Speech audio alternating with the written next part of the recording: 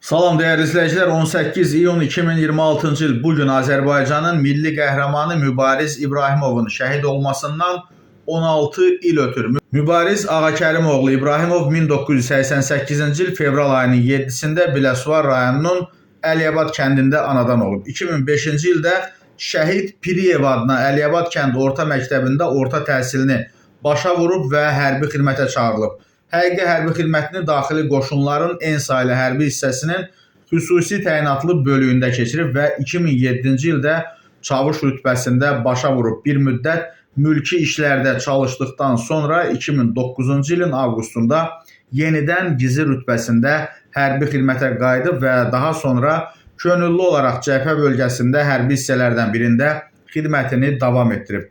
Mübariz İbrahimov 2010-cu il iyun ayının 18-dən 19-una keçən gecə Tərtərin Çaylı istiqamətində gedən qeyri-bərabər döyüşdə düşmənin xeyli canlı qüvvəsini məhv edib, bir neçəsini isə yaralayıb. O, bir neçə kilometrlik minalanmış sahəni keçərək Ermənistan silahlı qüvvələrinin çox sayda əskər və zabitini gözlənilmədən birinci həmlədə məhv edib. Sonra isə düşmənin öz silahlarını özünə qarşı istifadə edərək 5 saat onlarla təkbətək döyüşüb.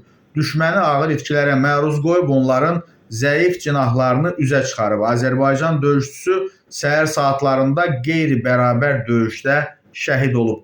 Ermənistan tərəfi uzun müddət hərbçimizin meyitini qaytarmaqdan boyun qaçırıb və onu 141 gün saxlayıb. Azərbaycan, Ermənistan və Rusiya liderlərinin Həştərxan görüşündən sonra Ermənistan noyabrın 6-sında Gizir Mübariz İbrahimovun, həmçinin şəhid baş leytenant Fərid Əhmədovun meyitlərini Azərbaycana təhvil verib.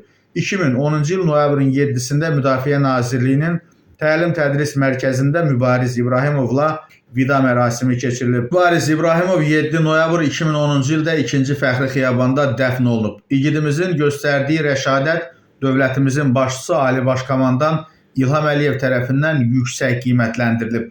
Azərbaycan Prezidenti İlham Əliyev Azərbaycan Milli Ordusunun giziri Mübariz Ağakərimoğlu İbrahimova Azərbaycan Respublikasının müstəqilliyinin və ərazi bütövlüyünün müdafiəsində müstəsna xidmətinə və göstərdiyi rəşadətə görə Azərbaycanın milli qəhrəmanı adının verilməsi və xatirəsinin əbədiləşdirilməsi barədə sərəncamlar imzalayıb. Allah rəhmət eləsin.